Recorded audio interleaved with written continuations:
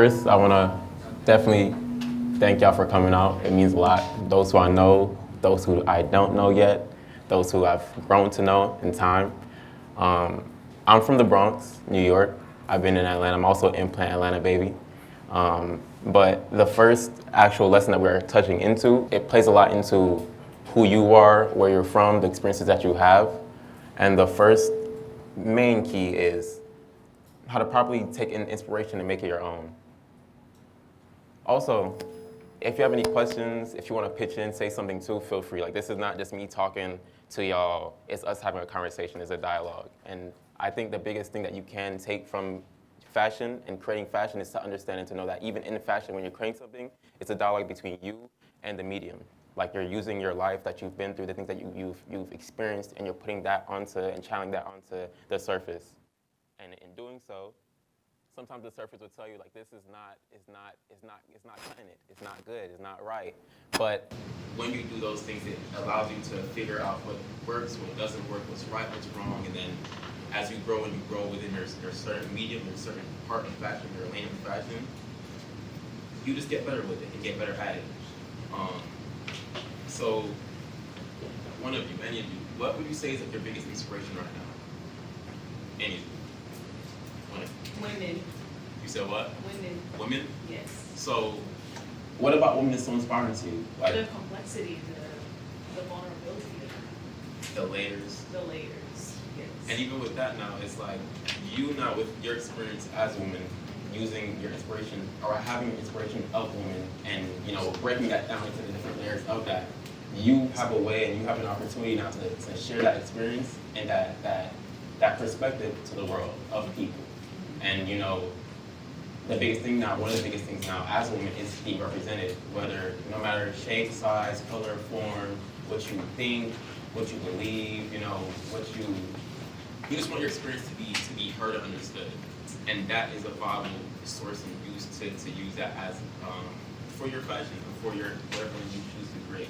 So that's just for example, but that's to say we all have something that inspires us. We all have inspiration that we definitely take things from and transmute that into our designs. But now, when we take that inspiration and now we're like using it and trying to find our way and trying to design and create pieces, this goes into our second point and our second piece of how to find your own design language. So when you're trying to find your own design language, you know, we're all inspired by different things. So for example, she's inspired by women. Like, say one day she's walking down the street and she's like, dang, I like what she has on. Like, you know, or I like what she's wearing, and then she uses that experience of that woman or what she's seen from that woman or within that woman and uses that to, like, for the campaign or when she creates the campaign or the shoot for for whatever design she just made based off her inspiration. And now using that inspiration of the woman and using that experience that she personally has had and seen from that woman, she's now using that, you know, within her design language per se. And the design language is something that you aren't gonna build overnight. You're not gonna build that like in one day. It takes time of you playing with your inspiration and playing with your designs and playing with your passion to really truly hone in on that. Okay, I said to say basically using it all goes into a lane, right? It all correlates. So if you find your inspiration and you being inspired per se, you're our example for the day. You being inspired by women per se, right? And then now, like, this is your inspiration. This is what you really base everything off of. And you're outside now, and you're like seeing someone, and you know it's like, dang, I like the way she walks, the way she talks. And you utilize that same thing into your vision, into your approach. And as you go, it's not going to be an overnight thing. It's not going to be easy for you to find those things. But ultimately, you have to be super hyper aware of the different things that people may say to you about your brand, how it makes them feel, and or honestly, sometimes you just have to be super like just clueless and let some things come to you as they come to you. You know, it's all weird. For example, for myself, during 2020 when the pandemic happened, I knew early in the year I really wanted like an insignia design. Like, you know, the Telfar has like the T and the E's. It's so beautiful, so clean, so nice, and so crisp. Up to that point, my logo was like just written out like Homage Year, super. Okay, it's on? Y'all hear it? Okay. My logo was super, it was just ugly to me. Like, I couldn't do anything with it. And I was like this I was thinking on it a lot, but I had to let go to a certain degree, and then eventually, one day I was just laying down, and I was just drawing stuff, and it just came to me. It just happened. So you have to be super fixated on wanting to create something for your own and create something that's like unique to you, and also that resonates with people. But you also want to be mindful that it's not an overnight thing. You have to take time with it and give yourself some time. It really doesn't build in a day. Creating your own lane takes a lot of time. If you see people building the street on the road, paving, it takes a lot to repave a road, or it takes a lot to actually make a road. And give yourself some time. Be patient with yourself. The third point is drawing inspiration from your own experiences and being authentic to yourself. We really touched on that. But the last one, the main important one, is to be willing to invest your time into stupid ideas. I can't tell you how many times I had ideas that I thought was dumb or stupid, and or my friends told me that I had ideas that were dumb or stupid, and I just tried it, and I took the jump with it, I took the risk with it. But in making those decisions and taking those dumb decisions and investing that time into those idiotic decisions, I found out what works for me and what doesn't work for me, and what works for my brand, what doesn't work for my brand. And I think those are some of the most important things, or one of the most important processes of having a brand and finding your own voice within your brand, is knowing that you have to make those mistakes at times. And if you look back on your life, okay, before I even say that, raise your hand if you think you're at the right place at the right time right now. Raise your hand if there's at any point in your life, though, where you felt like you just made the worst, the most wrong, the most dumb decision. And those two things go hand in hand. You are never going to get to the place where you want to be without making an error or making a mistake or making a foolish decision at times. Unfortunately, we're not perfect. I live that every day. But those imperfections is what allows us to create things that align and resonate with people. No one wants to be caught from a brand that is endorsing a perfect lifestyle. That's corny, and it's not realistic. And we nowadays especially want the most realistic things. So actually, and then also, there's some really key questions to ask yourself too when behind what you're making, what you're creating too. I think also nowadays we lack intentionality a lot. And one of the biggest things that was for me when I made my brand was who I was doing it for and what I was doing it for. So I made Homage Year in 2014 after my father passed away, and more and more people were passing away and passing away and passing away. But after his passing, basically, I was inspired, and I used that experience to get back into my artistic drive in my fields. And when I was going to start making clothes again, or wanted to make clothes again, use clothes as a means of expression in a way which painting couldn't do or poetry couldn't do, I had a brand called Moist Trends I was gonna make. So ugly, so dumb, and it was gonna be emoji clothes and what we were doing in 2014, the little sad boy era stuff. It was gonna be really emotional and good for the time, but it was just dumb. And I had to sit down and look and be is this really something I want to do? Is this something that's worth my time? Is it something that's truly representative and expressive of me? Because what you decide to put out in the world, that's what you will be seen as, unfortunately, sometimes. And I took the time to think about it and to ponder on it. As I said, it's not made over a day. And I was it doesn't align with what I want. And then I just sat on it and was just thinking and thinking and thinking and thinking. And then one day the name Homage Year came to me. And I was okay, but what does that mean? What is that for? And I'm okay, remember the year. Remember the year of what? Remember what you're doing it for. Remember who you're doing it for. Remember what's going on in your life. And from those simple realizations, then I built the principles and the pillars of my brand. It's for 3 pillars. One is to commemorate and to remember those who you lost along the way. 2 is to immortalize them. 2 is to, create socio-political pieces that are they're supercharged, but also make fire. We want to make really nice, really bussin' things that mean something to people, because that's what we have to do. You have to make things that really matter and resonate with people, but that look amazing. Sometimes it's hard to do both. It's actually really hard to do both. Sometimes it's really corny, but that goes back into you have to make those mistakes and figure it out and roll the dice and learn. So my biggest question to you all, though, and this is rhetorical, you don't have to answer it to me or to now or whatnot. But I do definitely want you, when you go home, to really think about, why do you want this brand or the brand that you're going to create? Who is it for? What will it mean to those people? And ultimately, how does what you're creating, how does that reflect on you? Because those things matter. What you put into the world, that's all you have. And unfortunately, the way internet works, once it's out there forever. What, the questions? Um, Damn, girl, I lost myself. I said, hey, telling you.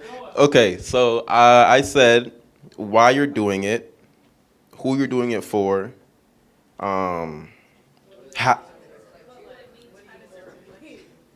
how will it reflect back unto you once it's out there in the world? And there was another one. One of y'all said it. What will it mean to those people that you're creating it for? Thank you. See that? Trust me. We're all learning something today.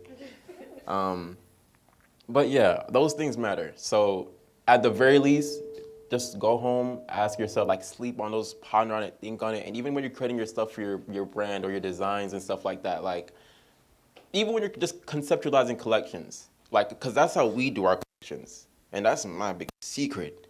Collections, in like from a fashion calendar, they usually are yearly or seasonal. So like spring, summer, fall, winter. The way we do our collections is we have like a theme, a general theme. So like the theme right now is Forget Me Not, and then we'll run that through whether a year or two, but we will run that same idea throughout all of our pieces within that time period.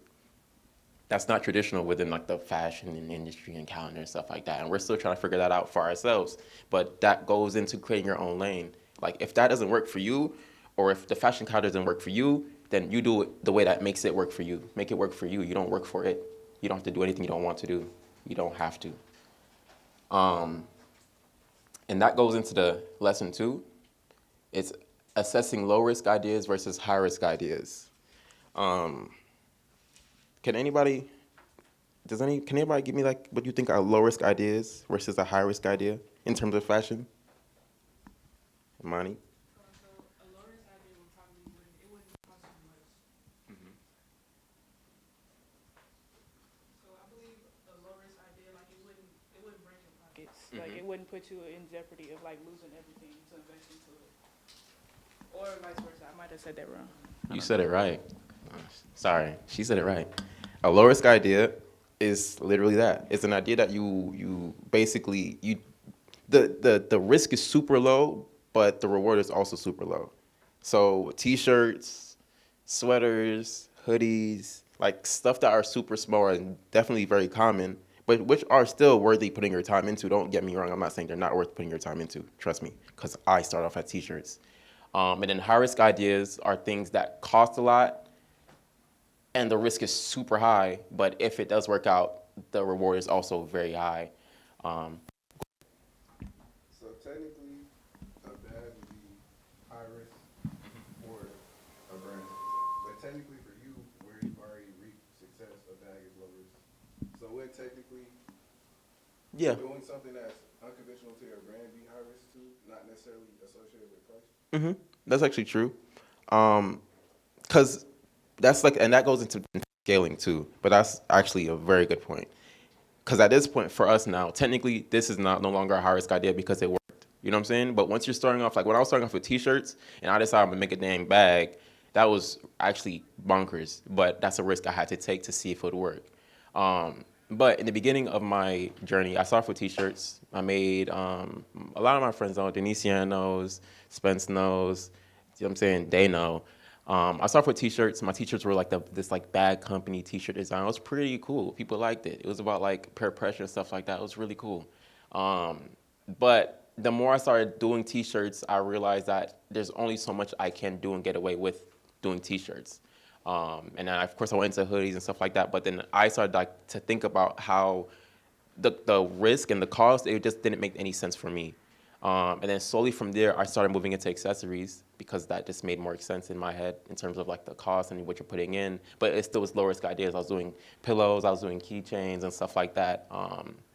And those things worked. Like, don't get me wrong, they worked for the moment. They worked for what I was going forward to and going for.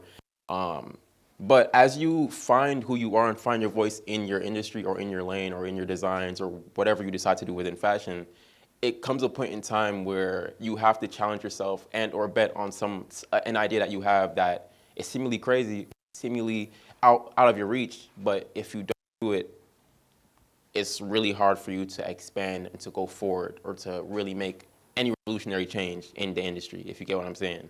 And it's also very popular. I know people who still do t-shirts to this day, and they're doing really good. They're really, really, really well off.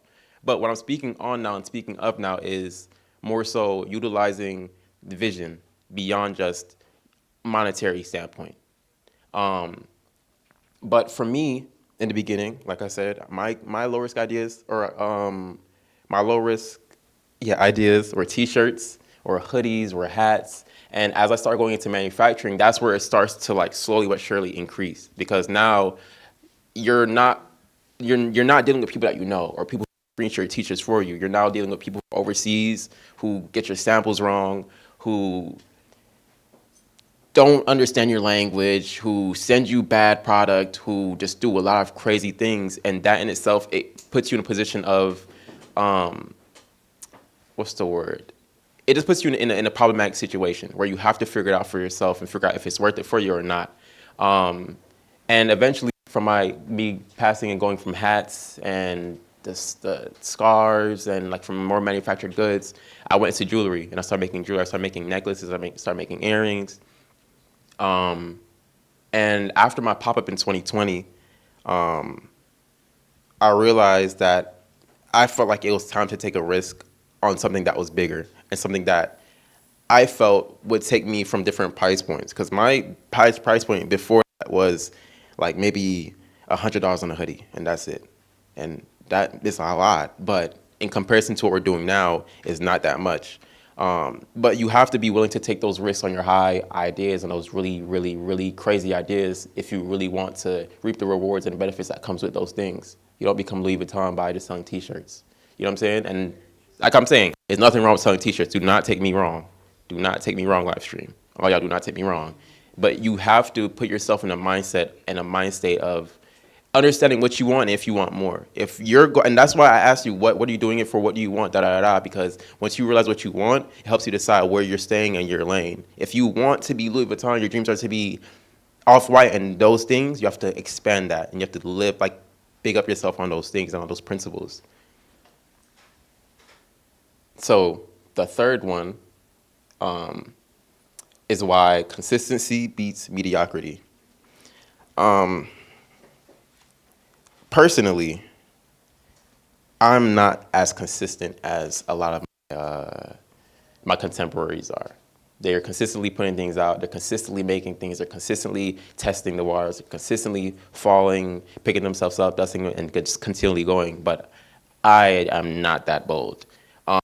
But this last key, or this third key, I think is really important and really essential, I guess, is because I know a lot of people who, especially including myself, beat themselves up on like making the next best thing, like being consistent, not making anything that's bad, not making anything that's like really diminishing or embarrassing to the brand or to the person.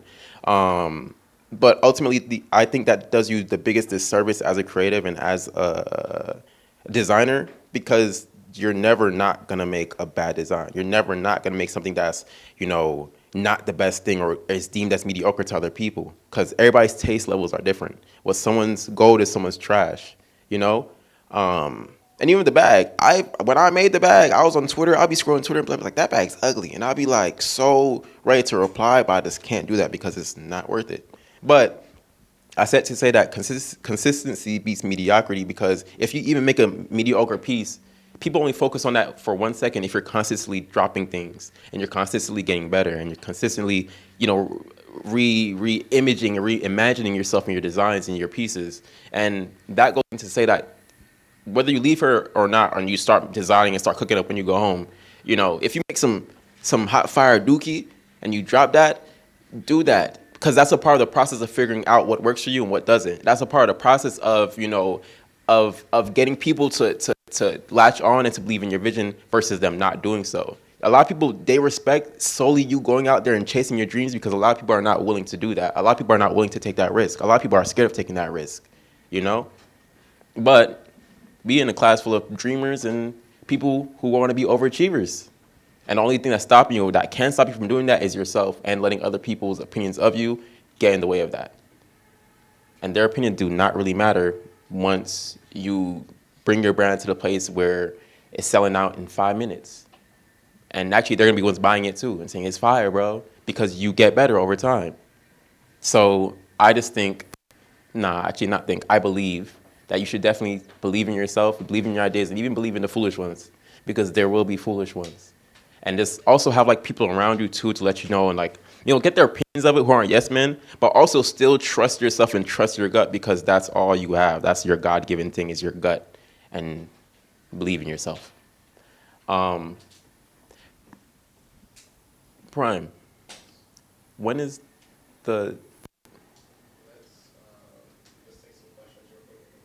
Okay. Anybody have any questions? So can you, what was your journey like with funding? So as you elevated. We have a mic that's coming around. Okay. Go ahead. Sorry. What was your journey like with funding? So you say you started with T-shirts and hoodies and constantly elevated, and then the bags. Like, I know that's a different type of game. So what was that like? Girl, when I tell you. So I was in a really, I would say, very fortunate situation, but not anything extraordinary. And that was, so in 2020, the top of 2020, me and my friends, I went to JSU. So I was at JSU at the time, just before COVID touched down. And I was like, I want to have a pop-up, first pop-up. I was just not really getting serious with the brand again. So I was like, I want to have, it's called Words I've Never Said. I want pillows, I want hoodies, I want ski masks, I want all these things for this pop-up, I want to have it in March. March come around, didn't do it. COVID happened too, done. And it was just a constant back and forth of things getting in the way, obstacles and stuff like that. I got a job at Amazon, didn't like it. Told me I was sick with COVID, was not sick. Shot my stuff for my pop-up, did all my stuff within a week, had a pop-up in August. After the pop-up though, I made the most money I ever made. I made like $7,000. I'm like, oh my God, it's a lot of money. It was a week long. And then my friend, she had a job at Yeezy. So she was at Yeezy. She was like, I didn't know she had a job at Yeezy, by the way. She was like, oh, I want to make Kanye's hoodie. Like, who's your DTG person? So I was like, this is my person. I'm like, how you gonna get Kanye hoodie? She's like, oh, well, I'm working, like, helping with some stuff. I was like, well, if you need help, let me know, Maybe a few days later, she called me. She's like, well, they want interns. Send me your resume, I got the job. So I worked there for 4 months. And then within those 4 months I was working there, the money that I saved from that, I used some of that for the sample and stuff like that. And then I used the remainder of that money to get like my initial order of the bags. So yeah, it's just ultimately like I would say for anybody who wants to create or take a high risk idea, is just you basically do whatever you have to do to invest and put that faith behind that idea. So if you have to get a job or 2 jobs while selling your merchandise, you know what I'm saying? Or if you have to get a job while you sell the merchandise, you use that merchandise money to all fund back into that high risk idea. Like, do what you have to do to prioritize that risk and just test it out. And even so, if you want to take this route, because sometimes, if you're still like questioning the idea, you can order a sample. When you get the sample in, when you get the sample and you can shoot it, like play with the idea, play with teasers, get people's opinions and like their thoughts on it, so you can see like how people feel towards it, like public opinion. But if you get the sample and you know that it's buzzing, just hold it down until you get the money to buy the whole thing and like to fully develop it and then drop that. So just piggybacking off her question, you talked about manufacturing. Mm-hmm. How did you find, how was that process for you of finding the right manufacturer to, make the quality that you wanted and, was able to execute the design language that you wanted for your bags? So for manufacturing, there's this app, the app everybody should be using is called Alibaba, Alibaba. Boy, I tell you, Alibaba. Everybody knows about that one, huh? But everybody hates it for some reason. See, now I'm gonna put you on some game for real. Alibaba is not that bad, okay? So this is what I would do. So I'll show you right now. Give me 1 second. I was just on it yesterday. So, for example, give me like something that anyone you want to make. Like, just say something. Like, Yeah, like sneakers. So you would type in, oh, she said belt. So you type in sneakers, right? So let me try to run this all the way up. So you type in sneakers, and it's gonna show up suppliers, right? But there's different tabs. So on the tab right there, it will say customizable. So you click customizable, and then what you do is just click the first one that comes up, and you say chat now, and you say, hey, and then they'll automatically send you like this weird you may want to ask and like all this other stuff. Ignore that, and then you just say hey, and just be like hey, like if you have like your sketch or like ideally you would want to have like a vector or like a tech pack or a vector like a 3D model. And obviously your design, like whether it be on like Adobe Illustrator, which I usually take, that's probably the best one to take, Adobe Illustrator for like actual designs. And you basically like send them all the information like, hey, I'm gonna just act like I have my shoe ready, right? So I'm gonna just use my phone runner. So I'm like, hey, I have this shoe, you know, this is like the 3D model, and it's like I have this shoe I want to make. How much? What's your MOQ, which is your minimum order quantity? How much would it be for a sample, and how much would the bulk price be? And then they'll get back to you like, hey, our MOQ is 300, and if they say 300, that's too, and they give you the price of like their price per piece, and it's too high for you, then you just know you just go to the next one. But I say just send like copy and paste that same message you sent to that first manufacturer to the first 50 people that you see on the on that screen that pops up, and talk to every single one of them. But if you have a message that's as specific as possible, like, hey, I want to make this shoe, I want this is the design, these are the materials of it, da da da, and then they get back to you and they let you know that, like, you say, this is the design, this is the material, da da da, what's your MOQ, what's your price per piece, what's the sample cost, what's the timeline, like how long would it take for you to make that? You'd say all that to them in like that one specific, very broad message. If your image or your vector, your 3D example is specific, really specific, they would have no questions for you. But and that's what you prefer to have if you're like on the search. So you just send all that information to them. Wait for the replies, because they will reply to you around like, they get up around this time. It's like 8, 9, 10, because they're 12 hours ahead, or 10, something like that. So they'll reply to you around nighttime, like when you're in your little bed getting snuggly. And you should have like all the replies by yourself, like to yourself, at like when you're about to go to bed around that time. So like it'll give you enough time to like, whether you wake up the next morning or, you know, when you're going to bed, you're looking at your phone, which you shouldn't be doing. Just scroll through and then check and see what they say. You find ones who work with you and who have like the MOQs you want. You have some, pretty much most of them that won't, but that's fine. And then once you find your guy, you want to also be really specific about the materials and like what you want, because you need to have the knowledge about what you're working with, because China's hot. They're smaller than we are. You need like, it's like, that sounds crazy, but like it's their materials that they don't wear thick t-shirts. You have to know like the materials. So they'll get back to you, and when they do, basically for the sample, you like get really specific about what you want from them. Get the sample, and if the sample is perfect and like it's amazing, then now you know this is who I could do business with. If it's bad, you can choose to like fix the sample, like say like, hey, this is a revision I want for this. This was too small. This was too big. Da da da. Which I recommend. Or you can also look for another one that will possibly do it better, because they can also possibly do it better. So yeah, that's pretty much it. And also ask them for examples that they've done before too. Ask them for examples. Like, I want to make something that's a certain material and fabric now, but I want really specific, like crocheted, very specific. So I send it to them. I'm like, hey, can you make it like this? Like, is this viable? But yeah.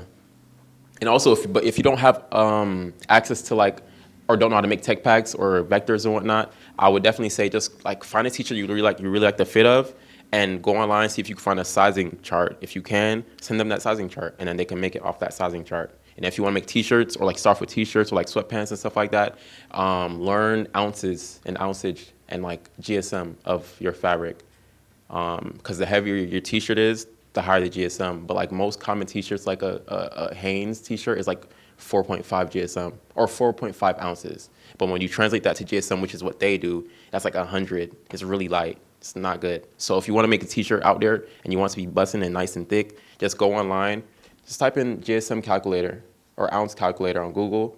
And like one of the first two that pops up, it will give you all the information you need about how to transfer. It actually will transfer it for you from ounces to GSM, so you could give them specific numbers. And also ask them, if you're making clothes, like, what is the GSM of this fabric? Because they know, but they will not tell you. So you have to ask them those specific questions. Lesson 4 is know who to call and when to call them. Ooh, I like that. You know what I'm saying? Muy importante. Especially as you get older and you especially now, as we are going through the line of what's important and going through the chronological order of brand building and brand growing and brand direction and brand fulfillment as time goes. Knowing who to call and when to call them is really important, and it's really decisive, and it can make the difference between making a right decision and a wrong decision. Throughout my time and throughout my process of finding myself and finding our voice as an individual and as a brand, it became really important and imperative for me to have and maintain certain connections and certain relationships that I built along the way. When I was 15, I was 16. I was 15 actually. I was 15. Back to my dad passing and situations of that sort. I had the decision of moving back to New York or staying in Atlanta or Covington to be specific. And I made the choice last minute to come back to Atlanta for some strange reason. And when I made that decision, I had a teacher. I met a teacher. Her name was Miss Mockett. She was my art teacher. And I was in my journey, finding myself again artistically and finding my voice and finding what mattered to me and da-da-da-da. She was very much so instrumental in me gaining confidence in myself. And like I said, in the past one, consistency beats mediocrity. But to get to that point of confidence within yourself, sometimes based on who you are, it's important to get reaffirmed and affirmed by those who are closest to you and or someone who truly sees you, whether you're vulnerable, whether they're your partner or your best friends, who truly understands and knows your vision, and knows your heart, even if your vision isn't there all the way yet, but they know you. But at my tender 15-year-old age and, with that emotional experience I had just went through, she was there and she was like consistently encouraging me like, oh, this isn't bad. Like, this is good. Like, no, you have a lot of intention behind it. No, it matters. No, this is really good. Continue doing what you're doing. Continue to hone your craft. And, as I continue to go, I continue to hone my craft and get better and better and better, find new inspiration, find new, people whose work motivated and inspired me. And I continue to grow in it.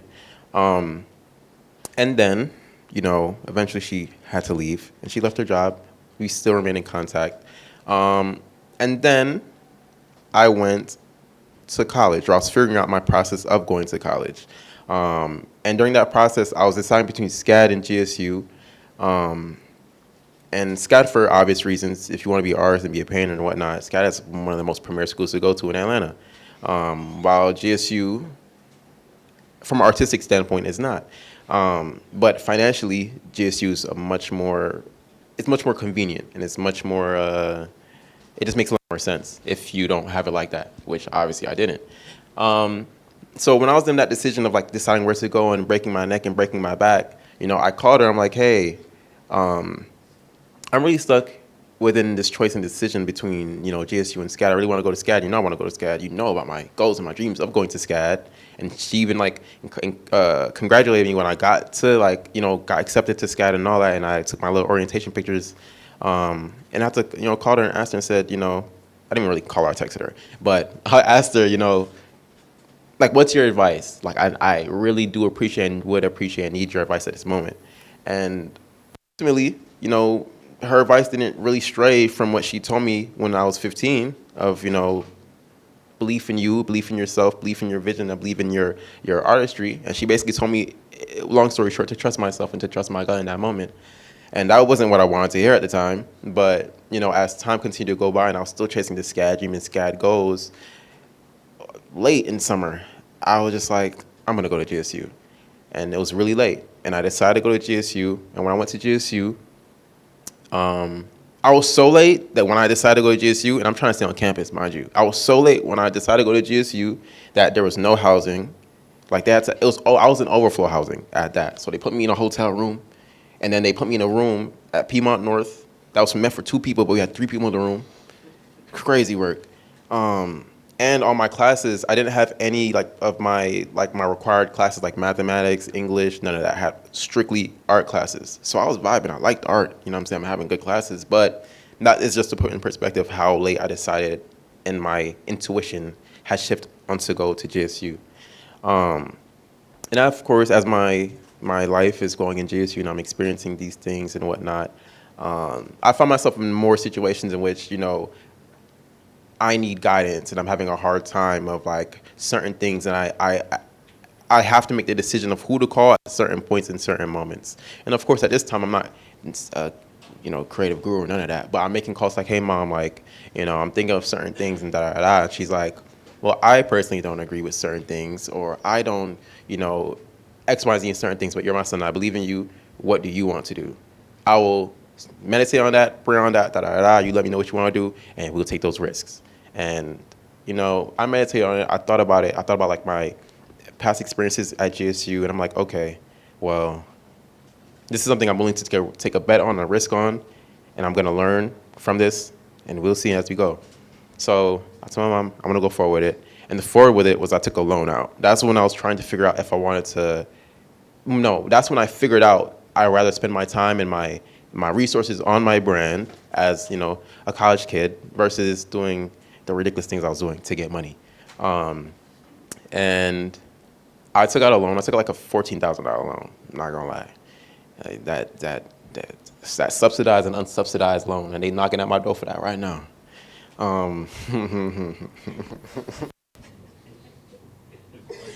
Killing myself, but anyways. Yeah, I took out that loan, and I used the money, produced my I wouldn't say collection, but I treated it as if it was a collection. I literally produced 2 different T-shirts, and I don't even know where that money went, but I went through that experience learning and, reinvigorating and learning how to trust myself and trust my gut while also learning from that experience. And then as time continued to progress, we're skipping a lot now because at that point I really had no one to need to call anybody. When 2020, after my internship and after my job, ironically, after I left Yeezy, I was in need of employment, more so out of the fact of I made money from the job, and I'm reinvesting that, but you need money to make money. And I was looking and seeking a place of employment, and Cam actually before Yeezy, in August of 2020, he came to my pop-up.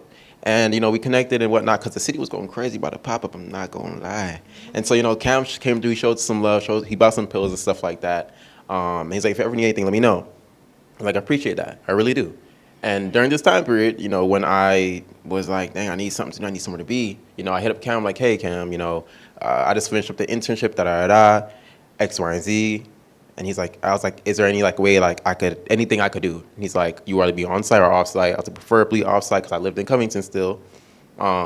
He gave me a job from December. I technically started in January, but it was from December up until November of that following year.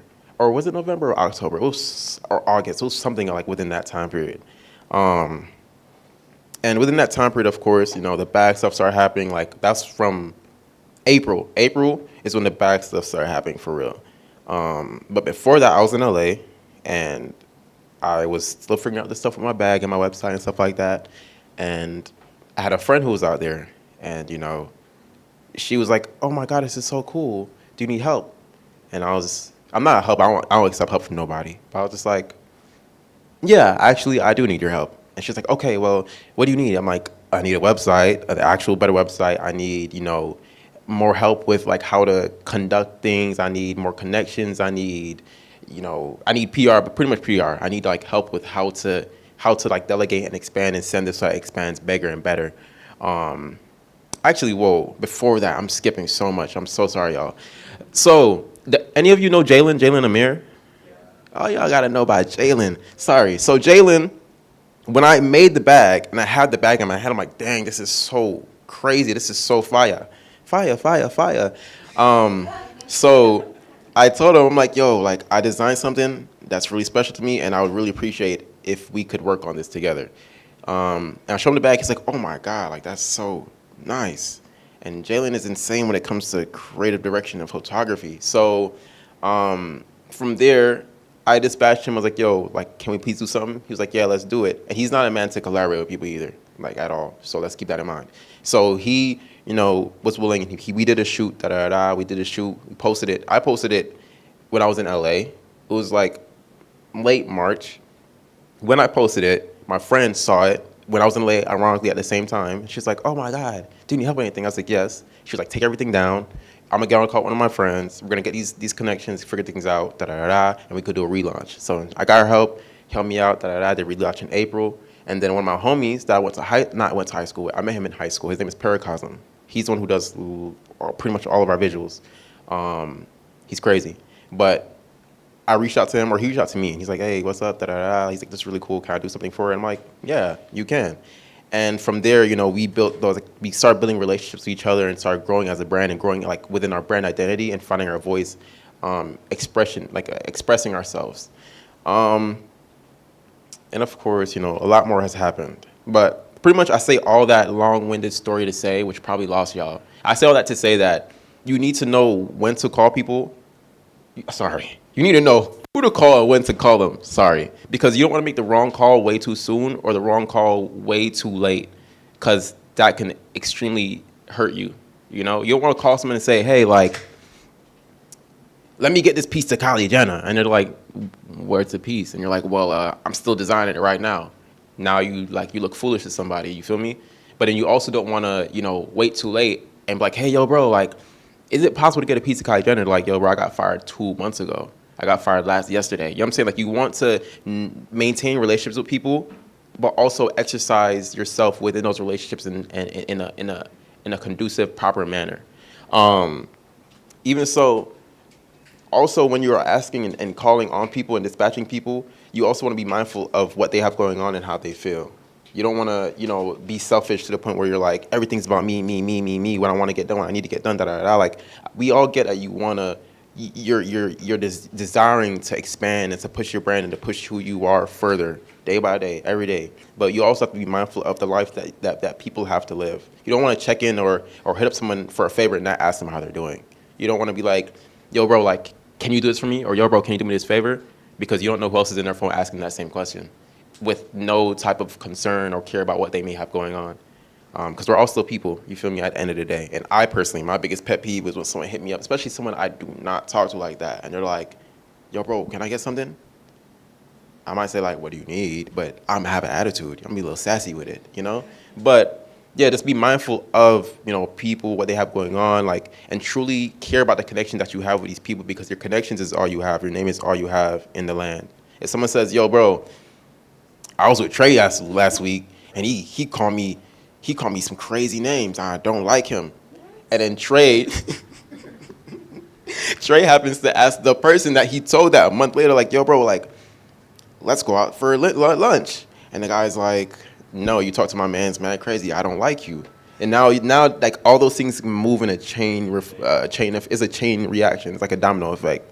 So just be really mindful about the connections that you're building. Be really mindful about how you treat people. Be really mindful about how you approach situations, but also be really mindful about the process. Because I can't tell you how many people, I've been that person actually, where you're like talking to someone who's seemingly like, when's the last time I did that?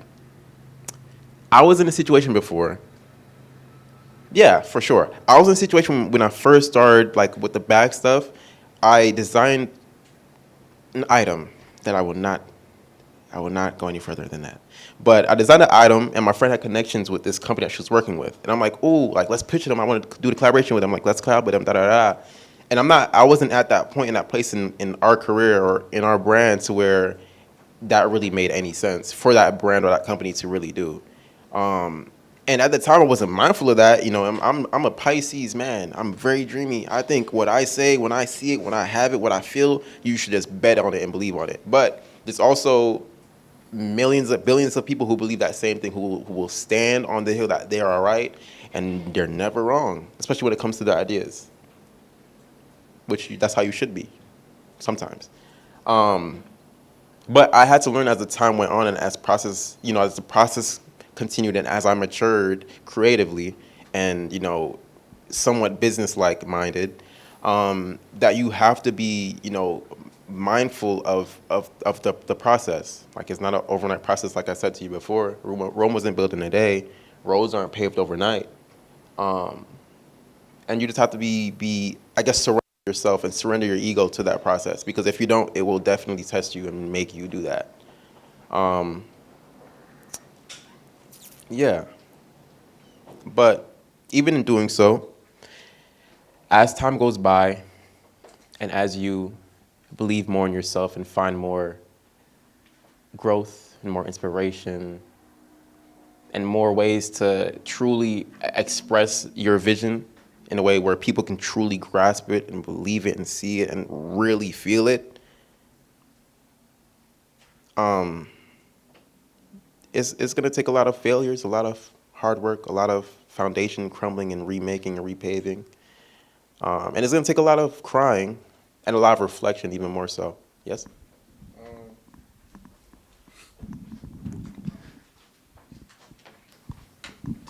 Okay. You got the master mic. My bad, gang.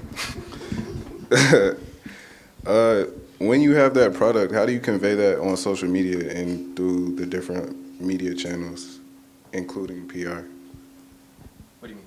So you have the product, you have a concept, but how do you translate that onto these platforms? Any tips? Translating your product and the idea of the product. I mean that a lot of that is rooted and based in research, and also for me personally, speaking for myself, it's a lot of it is based in experience because a lot of things that we create, a lot of our collection that we are working within, I've learned through the process that creating from my own personal experiences allows me to create things that are better and much more meaningful and much more impactful because now all I can have and give you is my experience. You feel me? But I think that the best way for anybody to do that with product and idea, but like how to bridge that gap is ultimately research, look up different, brands or designers who've done it before, who make their lifestyle off of doing things in a similar way that you do, but then finding a way that you can do that that's authentic to yourself and authentic to your vision and authentic to your view, authentic to your experience and authentic to what you want to give to your customers. Not even customers, to your supporters. Because, yeah, that's ultimately how you get them. Because product is one thing. Like, I had the bag, you feel me? But by the grace of God, Jalen and Amir, when I worked with him, he collaborated. Those two things, it brought the bag and it brought the idea together. It's bigger than just the bag, or like your design.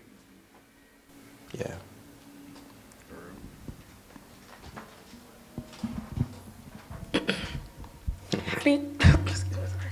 How do you know when you need PR? Or like, at what point are you like, okay, I want to roll this out properly?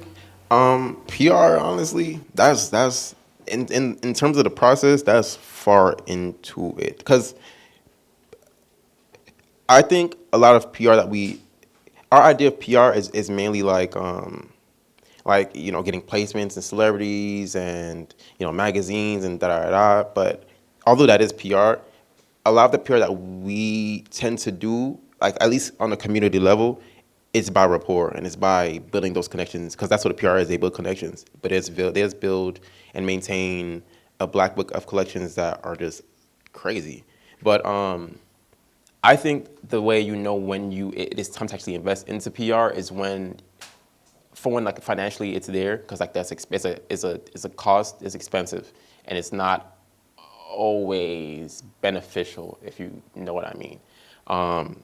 In terms of financially, definitely beneficial though.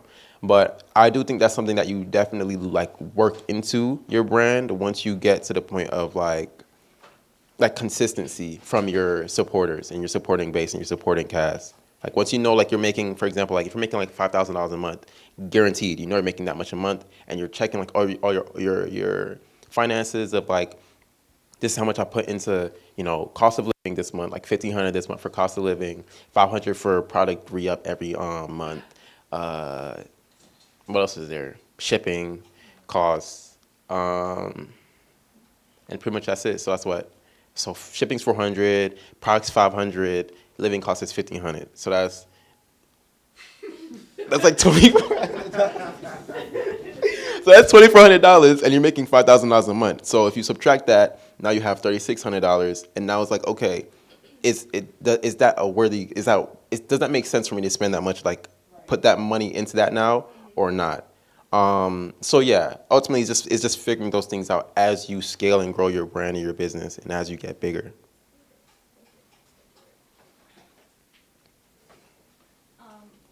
Oh, there it is. Sorry. Okay, so first of all, I love what you've done here. Congratulations. And do you feel that knowing a sense of who you are helps you design better? And if so, how? Yeah. Honestly, it's hard because, okay, I'll start. I got excited. I do think knowing yourself makes you and helps you design better. And I say that because, at least from the way I choose to design and the way I encourage everybody to design personally, is it's based off experiences, right? And my grandma often says, never despise anyone's experience, no matter how small, how grand, never, because that's their experience. And what they're telling you, whether small or little, small or big, can dramatically impact your life. And one thing that it has led me to be better and do better at is like appreciating like small moments, whether it be like me hanging out with my homies playing dominoes, and because those little things can turn and translate and put themselves into a collection one day, or put themselves into a piece that I make that's referencing that experience. But I do think that learning yourself and knowing yourself, I guess, helps you. It makes it better and easier for you, because like all you really do know is yourself, and all you really do know is your experience. And knowing, like, out of everything that changes in the world, in this world, that's something that will never change for you and for yourself. And it's in that same breath, it's something that, although it's specific to you, you have the power and the ability to make it as specific or as broad to anybody that you want to. You see what I'm saying? It's hard though, because knowing yourself and loving yourself and paying attention to yourself and the things that you're going through is kind of hard to do in a world where we're all paying attention to so many other people and so many things like to prioritize. But I do think it's definitely really important when it comes to creating and a creative process and all that.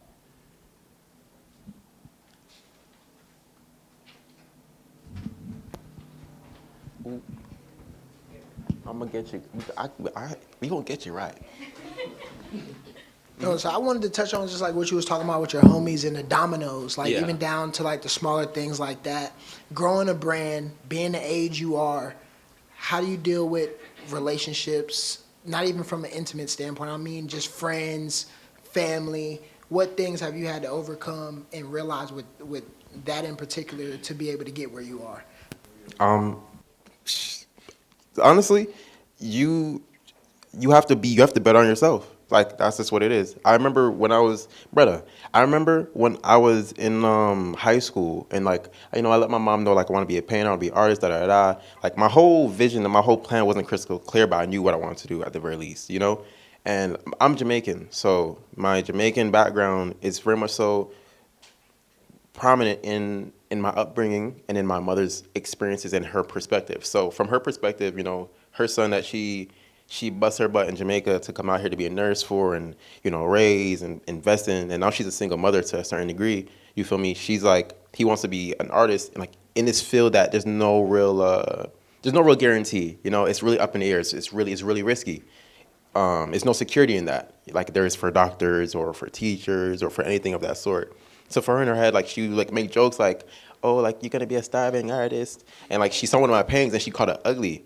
And from there, for me, she wasn't she didn't say it in a stance to hurt me, but I'm a sensitive person. I'm a Pisces. So for me, when she said that, it just put me in a place where it's like, okay, now I know I can't share certain things with you, because it will put me in a place of not hindrance or doubt, but that negativity in itself. Like, once things go up in my head, they come down. So when she would say certain things like that, I would just reaffirm it against it. Like she'd be like, "You're gonna be a starving artist." I'm like, "I'm not gonna be. I'm gonna be a fed artist. I'm gonna be a well-fed artist." I would reaffirm it. You feel me? So I just think when it comes to your intimate relationships, you have to know who to keep around and who not to. And for me personally, I keep people around me, thankfully, that like they're not yes man, they're very much so vocal, and I let I try to let my space be a room that's conducive to that as well. And at times, I'm a person, you know what I'm saying? I could be stubborn at times, I could be pretty difficult at times. I'm not perfect at all. But at the very least, I have people around me who can let me know, like, yo, bro, you're tweaking and you're doing this bad right now. And I have people let me know, like, this is kind of ugly. And I have the decision to listen to them or not. But ultimately, yeah, I just keep people around me who, I guess, help me stay balanced, help me stay me and, like, mindful of myself. But also help me to embrace the good things about myself as well. Like, they're not, like, you know what I'm saying? Like, yeah. Was it always that? I think that was like, that goes back to like the basics. Was it always that ironclad for you? Yeah. Like, did you have, was there ever a point where there were people that didn't need to be there that you had to exit? I mean, yeah, and I think that's a part of life. I'm a very sentimental person though, so like I think I'm a good judge of people and character. So people who have been around me and who haven't, it have been people. Let me answer the question. It has been people who I had to, you know, dismiss or like fell off with, like with time as like we grow and mature. But I wouldn't say anything was ever bad or dramatic towards like, oh, I can't, like, it's never bad or dramatic. It's just life takes its course and like we just we just don't align in certain things, or we just don't align anymore. And that just happens as we mature and get older, but nothing to the point where I'm like, you know, you don't believe in me or you make me feel X, Y, and Z. Nah, thankfully. Thankfully. Okay. So I want to know, like, get some insight on like your creative setup. Like, so when you get into that mode, like what type of things you may do, and also like your relationship with social media. I feel like I don't have the best relationship with social media, as like I take months in between of posting and stuff like that. Even though I'm capturing stuff, I'm not good at like executing on that platform for some reason. But yeah, I want to know about your creative setup and social media. So my creative setup, honestly, my friends can tell you, I'm sporadic. I'm really sporadic, unfortunately. And I am trying to be more disciplined about things because I think that's very much so needed when it comes to having a vision and executing something of that sort. But I'm very sporadic. And usually the way I am, I have to be feeling things. Like when I feel, that's when I create the best and create the most. Or when I reflect a lot. Like in terms of design, let me speak for design. For designing, I have to really reflect a lot and or like put myself in a place of things that really, I guess, mean the most to me, but also mean the most and resonate with people. So, for example, my previous collection was called Passion Fruit, and Passion Fruit, you know, as cute as it sounds, it's inspired by my grandmother. And passion fruit is like it's multi-layered. So passion fruit it refers to the act of passion that we sex, unfortunately, or actually, anyways, sex that leads to the creation of a being, like a kid, and that's now a passion fruit. That's a fruit that's created out of an act of passion. But then that also goes into like us as, you know, fruits of passion who live lives, and many don't live passionate filled lives. You know, a lot of people don't live passionately filled lives. And it was just me taking a play on those things and basically using these bags and manifestation bags as a conduit for, I guess, expressing that. But the collection was also inspired by my grandmother, and it was just inspired by the fact of like that act that created my father, and you know that passion, her passionately like being active in my father's life and raising her kids and raising her children, and then him having us and doing the same old thing, like living a passionately filled life, basically goes down into me living a passionately filled and intentional life. So that's what that collection meant, and I just had to like really put myself in that place, in that perspective of like, I guess, really thinking on that and really meditating on the idea of those things. But to go back to how I got that idea, I was watching the Apple movie, the Steve Jobs Apple movie, and in the end of the movie, he said something. I don't know what he said. I honestly forgot what he said. But when he said it, I just kept on saying to myself, passion fruit, passion fruit, passion fruit, passion fruit. And I kept on thinking and thinking and thinking and thinking about it until it meant more and more and more and more and more unto me. And then now, our current collection is called Forget Me Not. And that one's inspired by my father, my late father. And ultimately, that collection now is about finding like and playing with the ways that we remember people and experiences.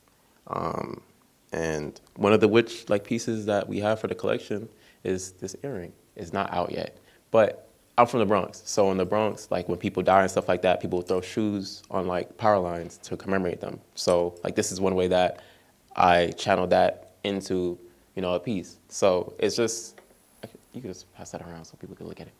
But yeah, it's just through stuff like that.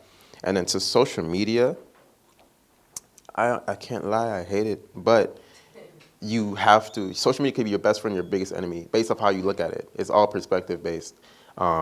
Social media that's honestly the reason why, or one of the main that's the reason why, God be the glory first. But otherwise, that's the reason why we are where we are. Jalen, from his shoots that he did, they went viral on Twitter. You know what I'm saying? We constantly were dropping them. They went viral on Twitter. This girl named Piera, she did a TikTok with like her black-owned bags, and ours was in it, and we got like 400 followers in a day. One Sunday I was confused, like, what's going on? And then did a shoot with Edwig. I did like Selena was one of the models in that. She's like really popping in New York. Faith was in there. Sella, what's her name? Sella. She's the daughter of Lauryn Hill. She was in the shoot. So you have to utilize social media in a way that helps you reach your target audience, but also helps you like reach someone who may not know about your brand, but who really truthfully loves it and wants it, and they don't even know they loved it or they would love it. But yeah, social media just opens up the different avenues for you to touch people and to expand your consumers, and it's really important. As much as you hate it, you gotta love it. Unfortunately, you gotta use it. Yeah. Anybody else got a question? Yeah.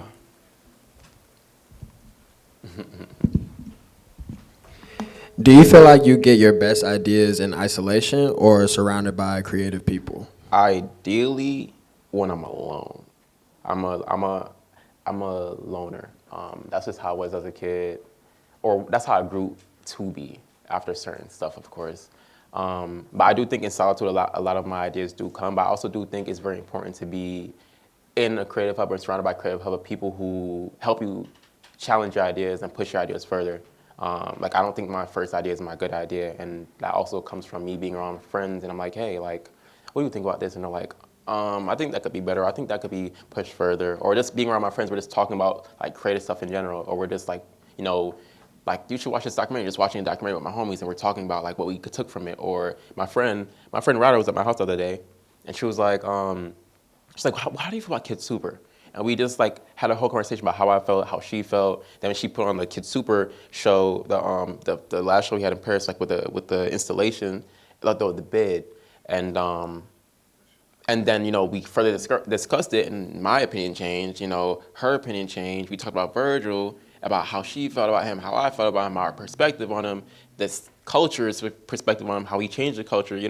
It's really important to have friends, creative friends as well, who you can discuss and divulge like certain ideas with and play with things with. Like a lot of the main, I'm speaking from a painter standpoint at least, but a lot of the main styles of painting, would you say? Well, a lot of the styles of painting came from like abstract expressionism came from groups of people who are artists who are likewise minded, who decided like, yeah, we're gonna go crazy, we're gonna mess this up. And the same thing with the Margiela was a part of this. It's like 6 designers in Europe, but it was 6 designers. Margiela's a part of it. When y'all know what I'm talking about? No. It's like 6 students, but they call them like I forgot what they call them, but Margiela's in it. Van something's in it. Van Weirden, something like that. But Yeah, yeah. Sorry. And also, pass this around too. So back to like the branding thing too as well. In the beginning of like brand identity and finding your voice as a brand owner and like a creative. This is our dang. It's on live stream. They can see it. Anyways, it's a card holder, but like it still plays with our silhouette and stuff like that. I'm gonna find the thing I was talking about with Margella. Uh-oh. Anybody has a question? Ooh.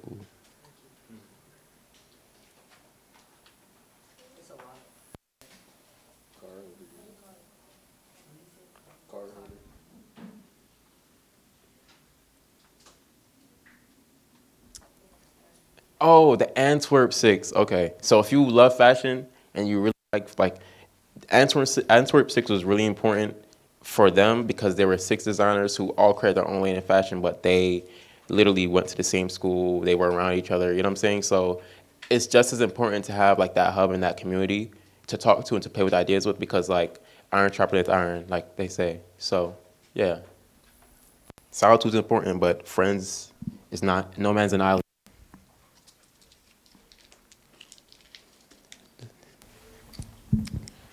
I'm curious about, you just said that you like to create in isolation. So when it comes to like your photo shoots and things like that, that adds another layer of collaborating with people out of that isolation. So like, what does that look like for you and like how you navigate that?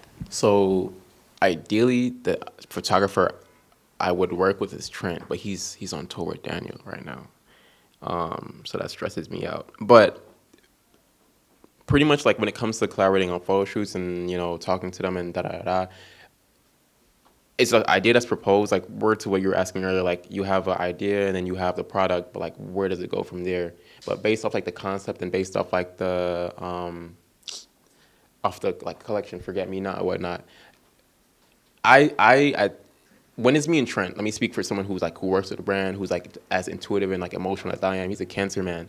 We'll approach the brand, like the shoot or the idea with all all the emotions that come with that. You feel me? And we'll try to make it happen in the most like emotional but appropriate way. Because you have to also be mindful that it's still a brand. You still have to, it has to be marketable, it has to be appropriate, it has to be, as authentic as possible and reach the crowd while also not doing way too much for now. But yeah, I mean, you just communicate to them like the idea that you want, the vision that you have, and to also be mindful of like their style and what they may like want to bring forward too, because it's a collaborative. It's now collaborative now. It's no longer just about you and what you want. Unfortunately, although you are the client, you have to be willing to basically take what may come from that collaboration, like whether it be their style or like their attitude, their temperament, like certain things like that. Like Benoit, she shoots really colorful and like really, it's really pretty. It's like a really nice red colors. If you're gonna shoot with her, it's like you have to be mindful that that's her style. Like don't put her in a situation or in a shoot style or aesthetic that's not fitting to her and expect her to be happy about it or expect it to come in which you deem it. So yeah, it's just like working with the person that makes the most sense for what you want. And yeah. Anybody else? Y'all shy. Let me find out y'all some water signs in here. Hey, yo, someone said ill. Yo, y'all doing too much. Do you have any more slides? Just the last slide. Yeah. The who to call and when to call it. Yeah. And then I mean, pretty much, everything I was passing around and showing y'all, that's just the case study to show y'all of growth and development as a brand and like finding your voice. Go ahead. How do you protect your brand from duplication by like the fast fashion companies and other designers? You can't. That's the most frustrating part about it, is that you really can't. Because like when you really like cut it and flip it, only thing you can do is trademark like your name, pretty much. You could trademark your name and your logo, which you definitely want to do because that's something that's going to remain consistent within your brand, right? But did I say it too fast? Okay, thank you. 'Cause I be tweaking sometimes. Yeah, so that's something that you want to keep because it's going to remain consistent throughout your brand's lifeline. But when it comes to designs and like the bag per se, patenting the bag wouldn't make any sense for me to do because for one, I think the period of it being approved is like 15 months or something of that sort. And by that time, if it's out already at least, it makes no sense to do that because like that gives those brands or whoever the heck leeway to do that within that time period. And the laws are actually really weird from what I know and I understand, to where it doesn't really protect you for real. And you ultimately would be spending a lot more money against people who have a lot more money than you to fight you in court anyways. So it's like a toss and turn battle. The way to protect yourself, I would say though, is to act like Apple. Apple never released a product. Apple never teased the product before they released the product. Whenever they teased the product, it was a ready to go product. It was ready to be released, ready to go. Like you don't want to tease a product. Like for example, like these earrings, right? I tease these earrings. I have not released these earrings. But also it's like I know that no one else have made earrings like this. So if I see them out there like this, I know that someone definitely copied me. But that in itself, of us having like a certain amount of notoriety or being known and having a support group, that in itself is kind of its own protection. But when you're not there yet, and don't take that me saying that we're there, that sounds kind of crazy. But when you're just starting out and trying to create something that's like special, trying to create something that's special, you just want to be mindful that if it's not finished, don't put it out there. Put it out there when it's a finished product, when you have maybe even have product on hand and ready to sell. But like I was saying to her, if you're not confident in the product yet and you don't really know how it will do, just get the sample, just test it with the public, see public opinion on it, and then from there you'll know what to do and what not to do. But if you're confident in the product and you know for a fact that it's something, then definitely invest in that. Yes. So what do you do when like big brands make clones of like your prototype? I post about it. It depends if it's worth posting about. Like sometimes, oh, thank you. Sometimes, people be tweaking. It happens a lot. People tweak a lot online like, oh, they stole this from me, or da-da-da. And sometimes people steal, but sometimes it can also be a coincidence. And like, a lot of times it's just a coincidence. Like, I've seen people complain about someone like, I've seen someone complain about like something very common, like so very common. And I'm like, I can't even support that. Like you're just, at that point, you're just being a hindrance to creativity because you think that it didn't start with you, it's not gonna end with you, So if you do see something that you have made is actually stolen and like, someone's copying you, post about it. That's where social media comes in real good. And you black? Oh man. Oh man. Telling you. I'll put that card so fast. Black owned. Stealing from me.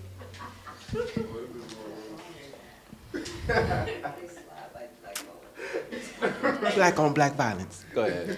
So I have an interesting question. So I'm a multifaceted artist, and I find myself working with a lot of people a lot of the times because I feel like I work really well in groups, but at the same time, I'm in the midst of building my own brand. So how do you typically know when you need to kind of like separate yourself and kind of like dive into what you're doing more, if that makes sense? Just because like you may work well with people and they may have something that's building and it could be a really good thing, but if you feel like in your heart, like, okay, I have this project that I'm working on and really to put my best foot forward, like, do I need to separate myself for a couple of months? Does it need to be a year? Like, do you feel like you've ever like come across that at all, or? I would say no, solely out of the fact that when you are working on something that's a passion project and worth that time for you, you need to discern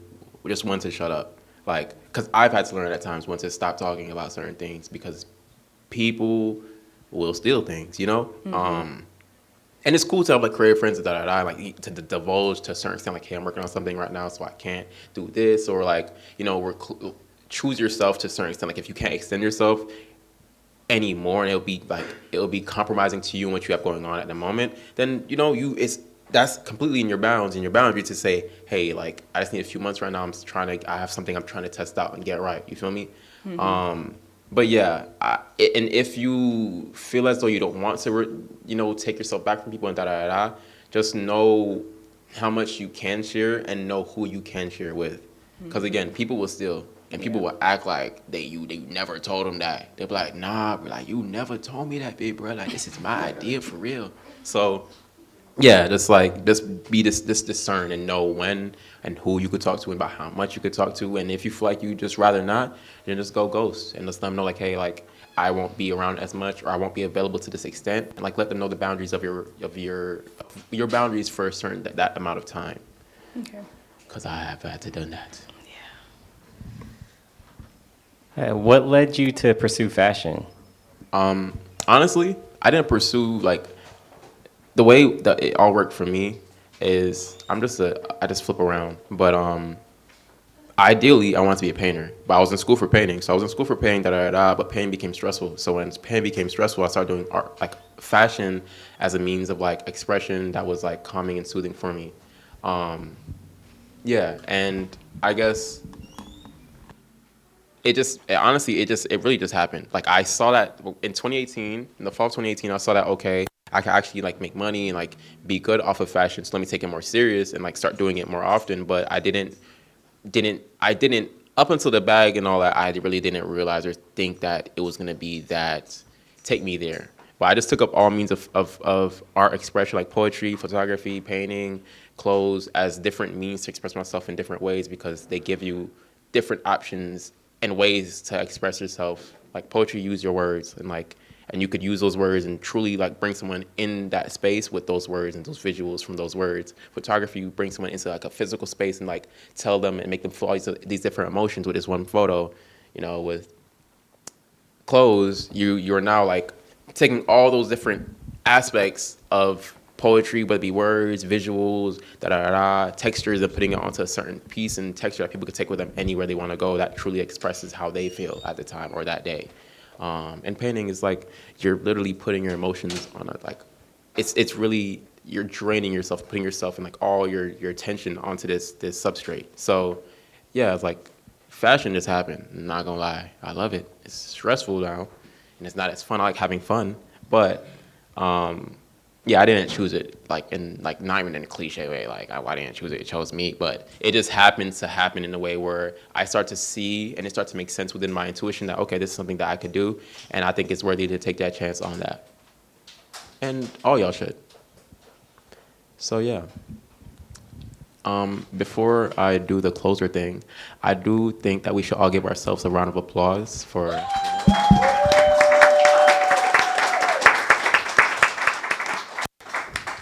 Y'all are taking a really big step, shut up. Y'all taking the first step out of many steps, but the biggest step that y'all do take and will take post-course is choosing yourself, choosing your ideas, choosing to believe in yourself, choosing to chase those dreams, choosing to take those risks, take those chances. And hey, God forbid you fail, you fail.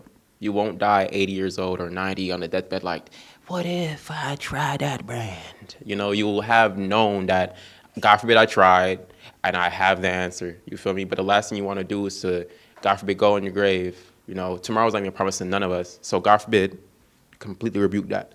God forbid, at least you tried, at least you chased it, at least you got the answer, because that's all we can do. Life is very limited. Life is very short. Why live a long life miserable when you can live a long life happy? So chase those dreams, have that faith, believe in God, take them risks. Because the higher the risk, the higher the reward, baby. No cap. Yeah.